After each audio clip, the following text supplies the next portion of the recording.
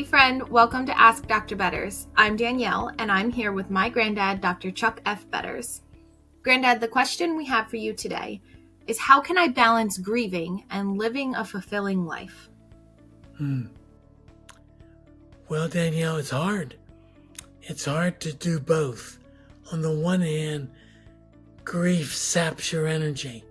On the other hand, you must invest energy in order to have a fulfilling life. I look at grief this way.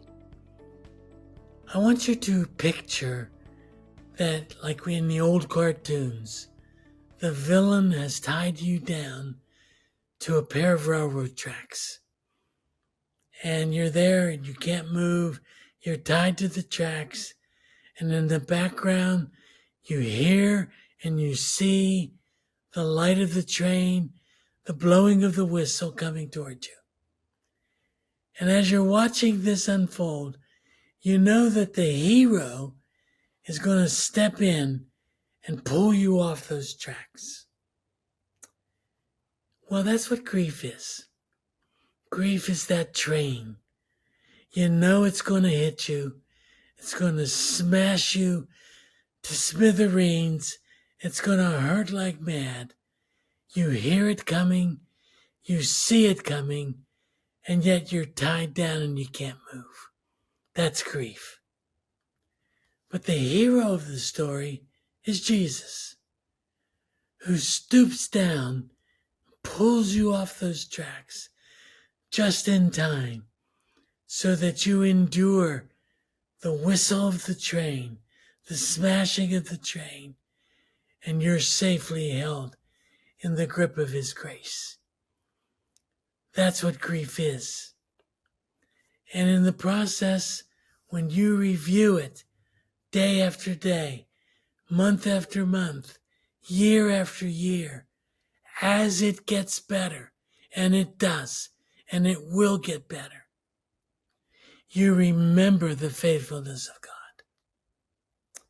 That's why I encourage you, at least in the early years of your grieving, to keep a journal. Keep a journal of those grief moments when you feel like you're going to lose your mind.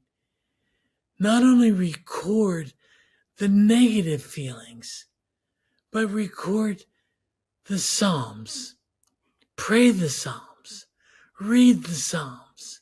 How often David will say, "How long, O Lord, will you let this enemy destroy me? How long, O Lord, will I grieve? How long will I sorrow?" But keep reading to the end, because at the end of all of those Psalms of how long and why that David raises those questions, he always answers them by praising and thanking God. Record that too, so that a year from now, when you go back and review those grief moments, you read in your own journal the faithfulness of God. And that will incite you to serve him even more and more. Because listen to me, friends, you cannot outgive God. When you give to him, he doubles it up and gives it back to you. He does it in the form of blessings we tend to forget. That's why we need to record them. That's why we have the scriptures. The Psalms are songs of remembrance, of David remembering the faithfulness of God that made him faithful to God. Oh, sure, he raised many questions, but in the process, he ended up worshiping. Raising questions is not a sin. Staying there is. Not reducing your sorrow to thankfulness and understanding God's faithfulness. Yeah, that can become sinful.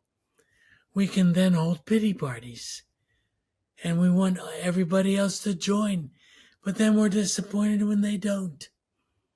We find ourselves isolated and alone in our sorrow because we're not reading the psalm far enough.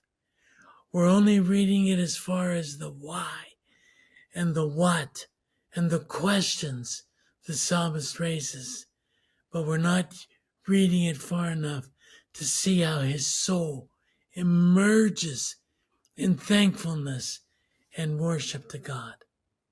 It's a struggle. It's not easy. What I'm asking you to do is not natural. It's supernatural. It takes an act of your will and takes an act of God's grace to give you the will to worship in spite of the grief. Visit us at markinc.org and, or better yet, write it in the comments section and spend some time asking questions that maybe we'll answer right here on Ask Dr. Betters. I hope this helps.